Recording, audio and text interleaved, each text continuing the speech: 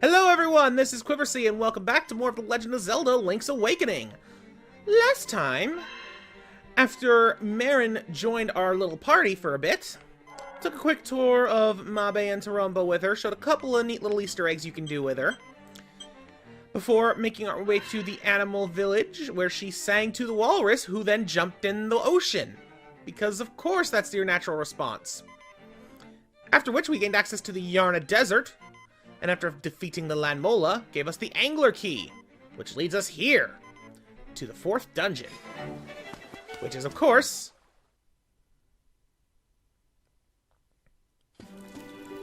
the Angler's Tunnel. Ooh. So I don't remember what the original music for this particular dungeon sounds like, but I really like this version of it, whatever it is. It's like so serene. I can kind of hear the normal cave music in the background. Oh yeah, that's normally what it is. It's just a version of the normal cave theme, but it's like, I think I like this better. Well done. Anyways, Angler's Tunnel. This place is, pretty big, and it's definitely like the first dungeon to have given me any real trouble as a kid. As I remember. It can be a little confusing. But once you figure it out, it gets pretty straightforward. This place also has lots of water, as one might expect. As such, this was also reflected when I did the D&D thing. Get rid of these guys first. I'm kind of in a precarious spot, so I don't want to die. What's our first item? Compass! Right. Anyways, yeah, this place was basically just a large flooded cave, so pretty point-blank conversion from game to game in that case. But it does have a rather negative, memorable memory for me, but we'll get to that when it's relevant. Anyways, small key, it can open a locked door. And we already saw a locked door right here.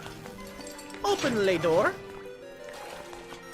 And we got more of these guys, which are, actually, no, they're not Tektites, they're like water striders. The Tektites are outside. I don't know if these things are called anything special. I think they might just be like water striders. I don't know. Anywho, can't really go that way without more keys, so let's head up these stairs and take a look at the upper layer. Similar to the Key Cavern, this place has another, like, big hub section, which is where we are right now. It's just, like, a lot of interconnected rooms that are just, like, part of the same big room. Even this game isn't making them all, one scroll. I remember those things. I don't know what they're called, but they're kind of adorable in this. The little spinny star dude. Anyways, we now have the map, and we can see that this place is shaped kind of like a trident. So there's a couple of treasures that way. There's a treasure down there. Yeah, you're gonna see, this place, it's not that big, but it can be confusing. Anyways, they want you to definitely be a master of doing the running jump. I seem to remember it being slightly easier in the original, but maybe that's just me.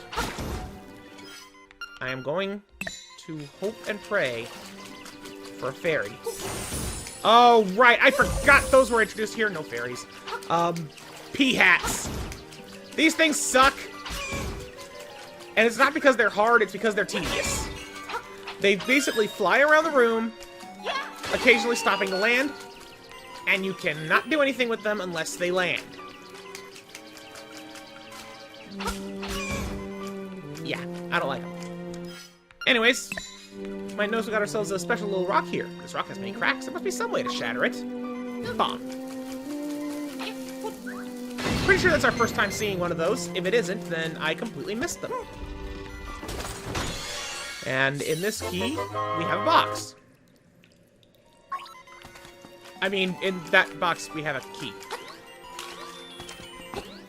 I think maybe I need some sleep. Anyway, that's all that's in there. And, yeah, we got ourselves some more deep water and death. I was really hoping not to die there. I'll meet you back there! Here we go. Alright. Back in here. Drop a bomb to blow up the rocks. Ignore the anti-fairies or bubbles or whatever they are. And we get ourselves another key. Actually, I can't help but notice there is a conspicuous little platform there.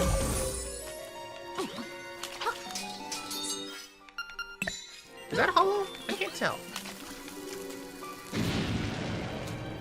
You know what? I just realized I could have done this to check, but then why is that there? I have no idea why that platform is there. I don't remember, like, at all. Okay. Ugh. Well, we're off to, a start. But we needed that key, so it's a good thing I went back. It's gonna be a little bit before we get to that room there, though. That room up on the upper left I was just overlooking. But it's gonna be important when we do get there. There's our stone beak. Need to find us an owl in order to make use of that. So, now we've got some keys. Let's say we head back down this way.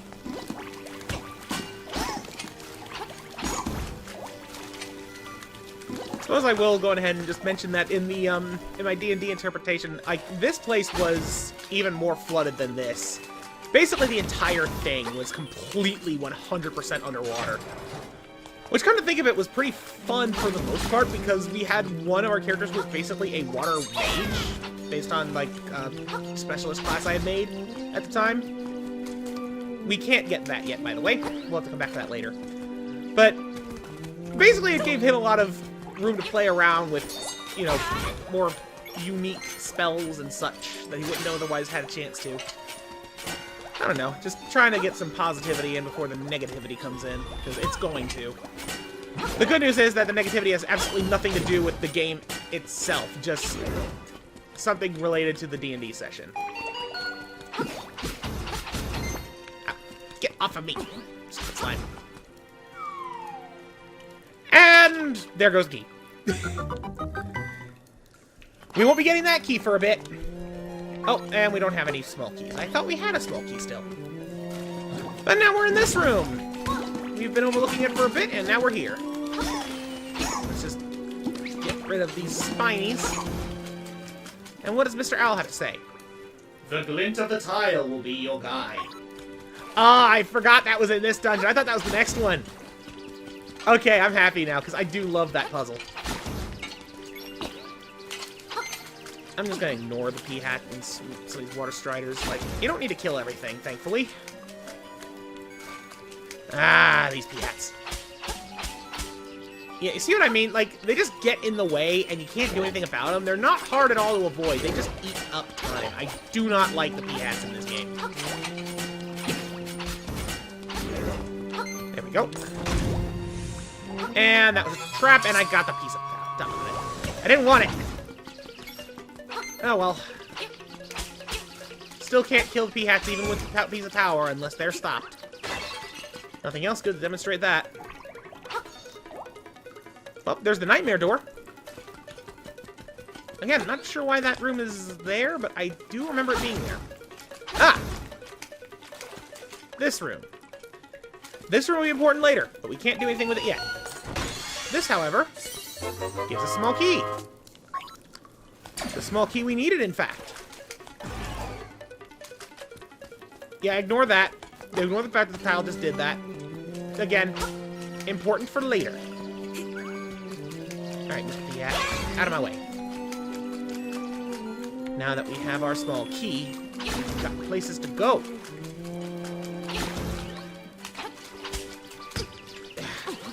Jump it. There we go. Get past there. Here we are. Thankfully, the key is that drop down here is still down there, so we don't gotta worry about that. And now this room! Say hello to our mini-boss. I don't know what he's called. He kind of just runs around the room, and you gotta stab him in the butt.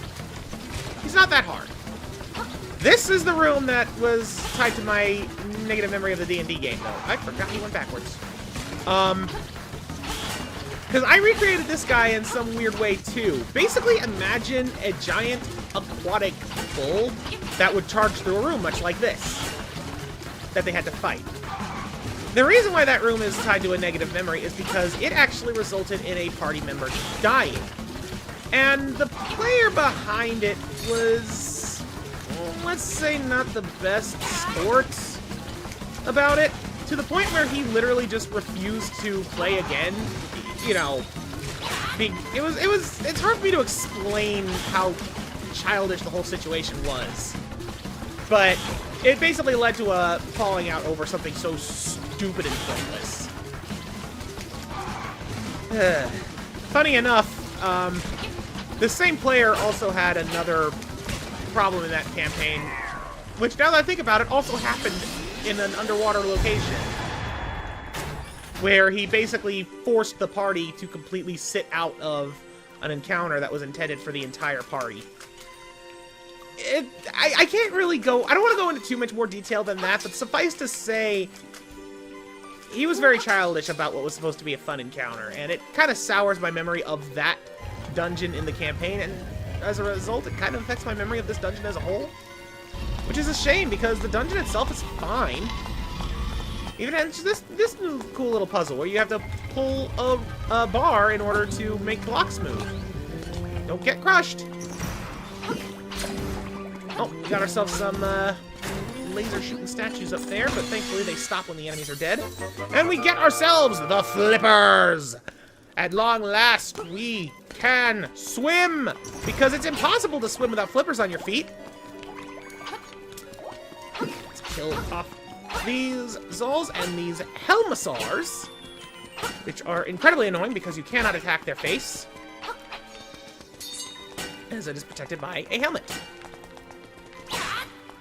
Honestly, you can't really attack their sides either. You have to hit them in the butt. And you might recognize this floor pattern, where there was that room that was flooded, and there was that light. The light will be your guide from the owl. You have to step on them in order. Oh. And it's made a little bit easier in this one because the tile actually stays changed color. It didn't do that in the original. Good again, it kind of couldn't. You know, being black and white and all. Anyways, yeah, now we can go into deep water. We can even dive. If only for a bit. So with that, now we can go in here. And this is why we needed to wait, because you can't get over here without jumping or swimming. I actually forget which one was next. Was it the middle one? No. But as you can see, when you fail, it resets the room. And you have to do this in the same order as the first one. Which is why I'm failing miserably. Luckily, a little trial and error makes this pretty easy. Okay, well, the center's last. Got it. Make a Z and then go to the center.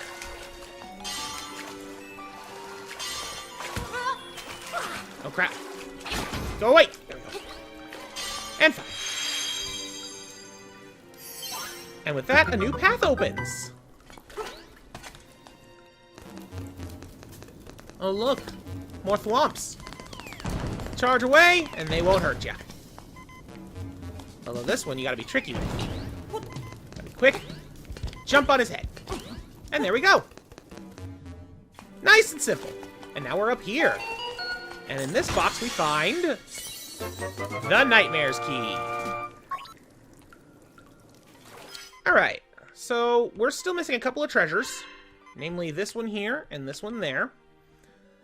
We can warp back to the entrance if we go back to where the fish monster was. But other than that, there's only one other way to go, and that's here. So... you know what? You know what might be faster? That. Dying. That was actually intentional this time. Because now, as soon as the game wants to let me, we're back here. So I just want to take the right path to follow along and get to the first treasure. There we go. Just gonna go way past all of these fools. Stupid slimes. They actually get to be kind of dangerous when paired with things like those beetles. Gotta watch it. Alright, and ow, go through here. We can now get this treasure, now that we can swim.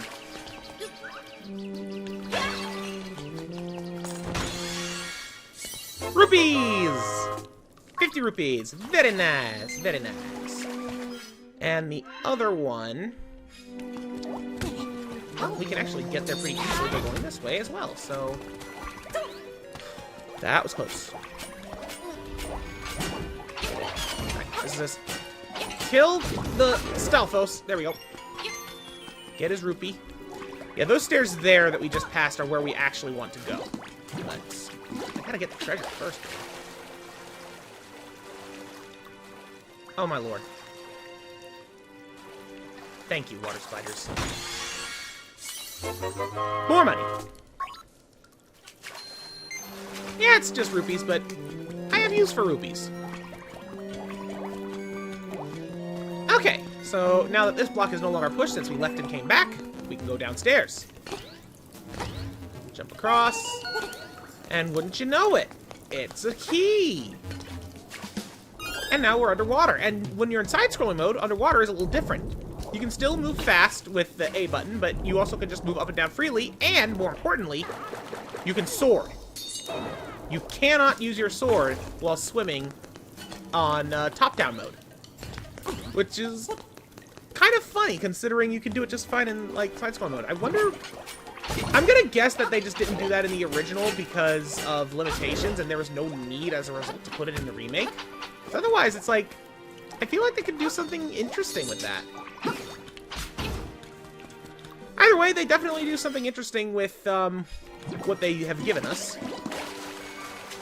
But now we have ourselves the Nightmare's Key, and we have ourselves the Skull Key, and the ability to swim. We can get this piece of power, hit this button, open this block, and head downstairs. Say hello to some cheap cheeps. I'm gonna say hello to them with my sword. There we go. I do like how enemies just kind of fly away when you hit them with a piece of power. I really do. And that is indeed how we get here. And, as a result, to the Nightmare. The Nightmare lies below. Say hello to our first side-scrolling boss fight. Down in the water below. It's an anglerfish! Bloop, bloop, grub, grub, food, bloop, grub. The anglerfish! Also known as a complete joke. He'll swim around. I don't remember if he dropped rocks before. I think he did. But yeah, he just goes up and down, charges a wall, turns around, repeats. You gotta hit him in the glowy light. I apparently stunned him. You can also do that and just kind of like hold it against him as he swims, but it will eventually break. And yeah, he summons baby anglers. Whoop! Honestly, the fact that I started this boss fight at such low health might mean I'm gonna die. But he's extremely simple, and your freedom of movement, you know, vertically and horizontally, means he isn't gonna hurt you too much if you're careful. But of course, I'm not being that careful. And I'm making really risky moves sometimes. Although right now I'm actually playing pretty safe. He has more health than I remember, but I do remember him being pretty weak. But yeah, that's it, he's dead. Definitely the simplest boss, next to maybe Moldorm. Moldorm's pretty simple, but his room's gimmick is, pretty unique. Either way, of all the bosses that I think deserve changes, this is definitely top of the list. Because he's still pretty easy. Anyways, get ourselves a new heart container. And now, with him dead, we can exit his little pond. The gate opens, and we have ourselves the fourth instrument of the sirens. You got the surf harp!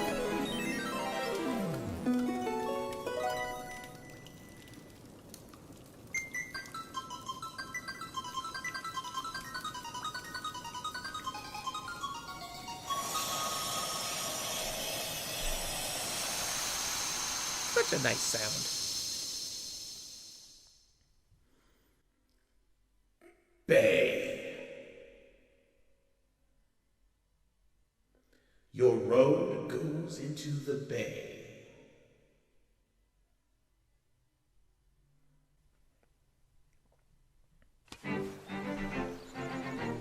And with that, Angler's Tunnel is complete, and we have now gained ourselves a second row of hearts, I've noticed. Awesome!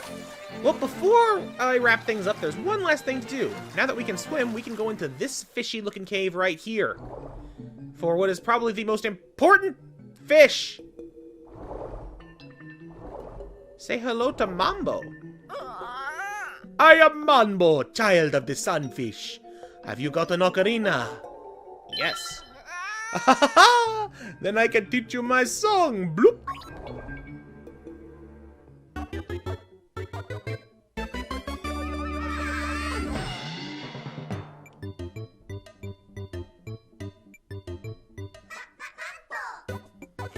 They actually sing.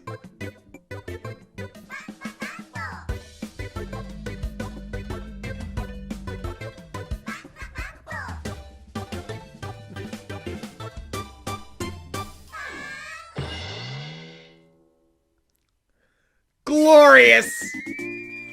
It was everything I hoped it would be. You've learned Mambo's Mambo! When you get out of the water, play it! When you play my Mambo, you can warp to a warp point around the island. Try this tune in the dungeons, too!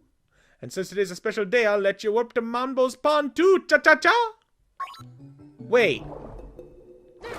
The way he's wording that is interesting. Mambo's pond. So, I'll just go on ahead on the map here because I have a feeling things are going to be different. Mambo's pond is this right here. It's this little pond right next to Crazy Tracy. And when you play the song, it's supposed to just take you there, but... Please tell me. You can choose any warp point! Oh, that's amazing! That is